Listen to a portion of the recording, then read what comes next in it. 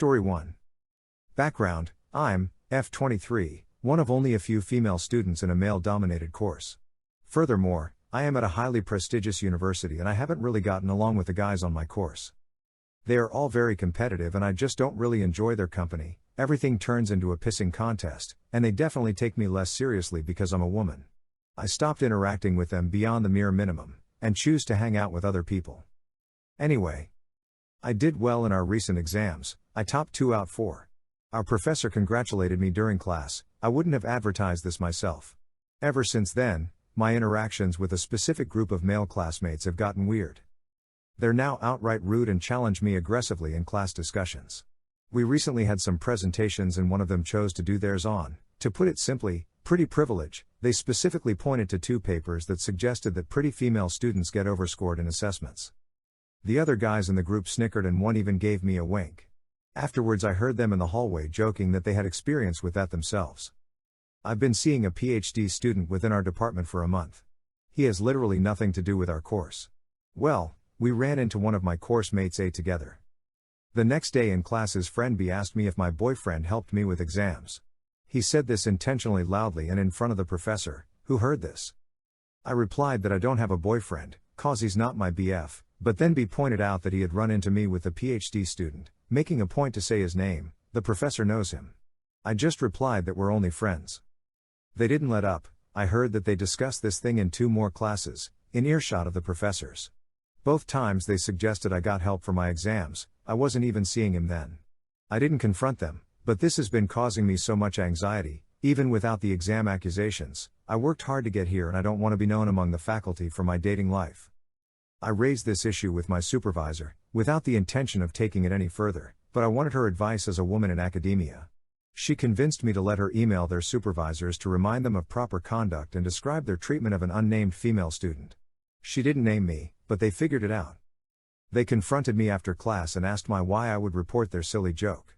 Apparently, their supervisors are now very cold towards them and less interested in helping. It's not a formal complaint, only their supervisors know, but one of them, C, said his supervisor writes the reports for his financial aid scholarship and it was my fault if he lost out on that. I now feel a bit embarrassed and this was compounded by a friend telling me I took it too far cause C shouldn't lose out on his scholarship. Comment number 1. NTA, they know what they're doing because jokers like this have been doing it for years, undermine your accomplishments, question your abilities and then act shocked when you stand up for yourself. I'm happy, and somewhat surprised, that the faculty and administration is treating this as seriously as it deserves. Nolite te bastardos carborundarum. Comment number 2. If their pretty privilege joke made you lose out on a scholarship or caused you to be graded extra hard, they wouldn't give it a crap. They intentionally and repeatedly made this silly joke out loud, in front of professors. NTA. Maybe they should have thought about treating you with respect and professionalism before it had to come from a place of authority. Comment number 3. You're NTA and it wasn't a silly joke. It was repeated harassment and constant implications that you're not worthy of your grades and haven't earned your way to where you are. You don't deserve that and it should have been reported. It's a shame those guys are so insecure and jealous of your accomplishments, but any consequences that befall them are well earned. Comment number 4. NTA. They're harassing you, plain and simple. If they lose their financial aid it's because of their own actions, not yours. You should be proud of yourself for standing up to their bullying. Edit, damn you autocorrect. Story number 2. My best friend is dying of cancer. He could pass away any moment. Today, I was visiting and showed him a picture of the German Shepherd puppy I just put a security deposit on. It will be ready to take home in 4 weeks. I've always wanted a German Shepherd puppy, so I was excited to show him the pictures, and I thought maybe the pictures would bring him at least a moment of joy, even if the moment was fleeting. But instead of sharing my excitement, things became awkward. After a few minutes of awkwardness, I asked him what was wrong. I was blindsided by his response. He said that his cousin, who was supposed to take his 2-year-old pug named Horace, could no longer take him and I could save a lot of money by taking his dog. I looked over at Horace and he looked back at me. Well, he tried to look at me, but he's got one wandering eye that pretty much is always looking towards the ceiling. I could feel his glare with his good eye though. Horace is not a good dog. This is not me being an asshole, this is simply me knowing Horace. He's a little shit and on top of that, he shits in the house and he tears stuff up. He's always yapping. He's always wanting something. He doesn't even know what he wants. He literally just wants to want something. Non-stop. He was never properly trained. Overall, I'm not a fan of the pug dog breed. Their faces look it's been hit with a shovel. They are always gasping for air with their eyes bulged out as if they are stranded without a space helmet in the Martian atmosphere. I told my friend, no, thank you. But, I will try to help you find him a good home. Really? He says. Are you effing kidding me? You've known Horace since he was a puppy. I know, that's why I don't want him. He's just, not a good dog. Wow. You are such an asshole. My friend says. So, am I? Comment number 1. Bottom line, Op is not an A for not taking a 2-year-old untrained dog Op does not like or want. I know a woman who had several untrained dogs. When she had to move, the new owners, dogs went to a shelter, had their hands full retraining the dogs. And they loved and wanted the dogs. It's a lot harder to untrain bad habits, particularly when you don't like the dog, than it is to teach new ones. Comment number 2. I've found that when someone puts me in an awkward position with a question like that, it's okay to say, I hadn't considered that, I need to think about it, I'll let you know in X time, and you agree on what is a reasonable timeline to make such a decision for both parties. It shows you've given it though, and gives you time to formulate a potential no compassionately. I understand the time pressure with a dying friend, but you're still under no obligation to make a major decision with such pressure. Edit, thanks for the appreciation. Comment number 3. Wow. Okay. We have a lot to unpack here. You should probably make sure you are comfortable with your beverage or snack or choice. Let's begin, shall we? You insulted your dying friend. I'm sorry, best friend. I do not want to know how you would treat a regular friend.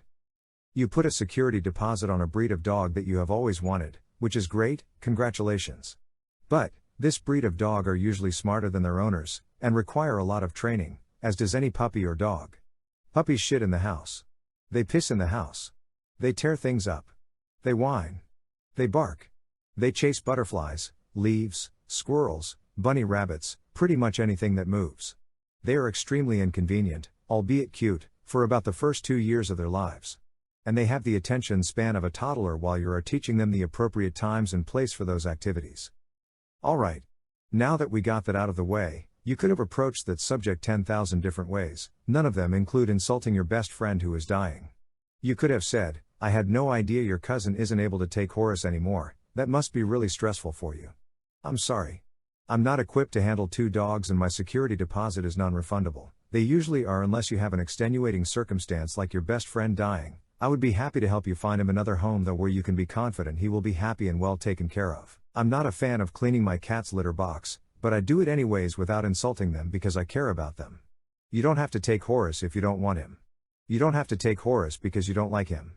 You don't have to do anything you don't want to do, but it doesn't mean you aren't the asshole in this situation for the way you responded just because Horace has lazy eyes, is untrained, and you hate him. If it wasn't clear, allow me to enlighten you, YTA, for the way you responded to your best friend. He's worried about where his best friend is going to end up because of something he has no control over. You are a selfish asshole. Edit. Wow. Did not expect this to blow up like this. Thank you guys so much for the awards and votes. I appreciate them. Keep being kind to those you love and strangers. Comment number 4. NTA.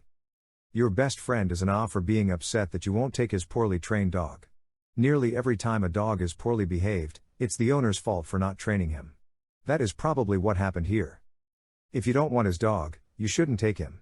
As you know, having a pet is a lifetime commitment. Also, if your best friend is dying of cancer, why in the hell does he care how much money it costs? As long as you help him find a good home for his dog, which you said you'll do, you're firmly not the A. That's all your best friend can expect you to do. If he doesn't like it, that's 100% his problem. Story number 3. So my 31F best friend Riley, 31F, recently just got a part-time job after several years of staying home with her daughter Ella, 6F. She and her husband Joe, 34M, haven't been able to get the childcare situation totally sorted out and needed a babysitter last Saturday, so I agreed to watch Ella for the day while Riley was at work. I've been sort of the cool aunt ever since Ella was born. I typically will bring small gifts or activities whenever I know that I will be seeing her, which isn't all that often. Ella is a smart and engaged kid and I like to give her things that will interest her and keep her occupied. One important piece of information here is that I'm a very crafty person. I have a small online store and also work with local businesses for selling and distributing small batches of my product, hand-painted wooden figurines.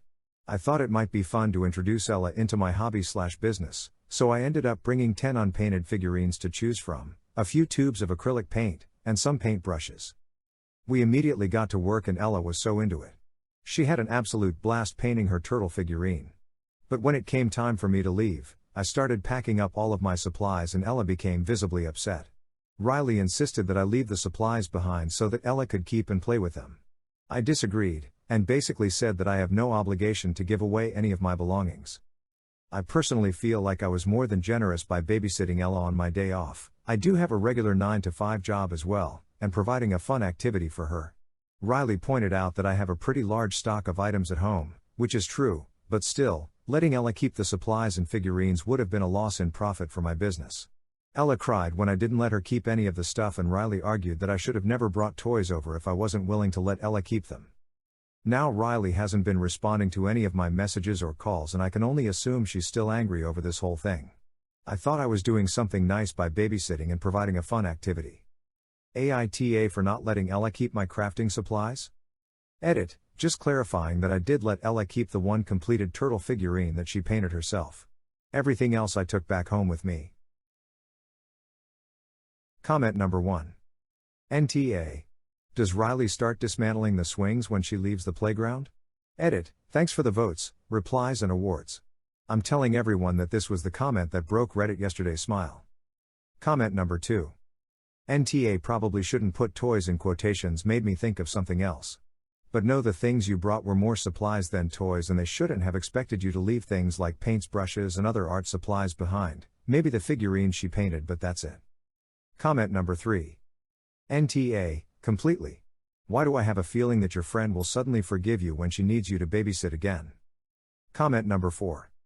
Good grief, you are NTA. They can buy Ella paint and figurines to decorate if she enjoyed it that much. Riley is behaving like a child.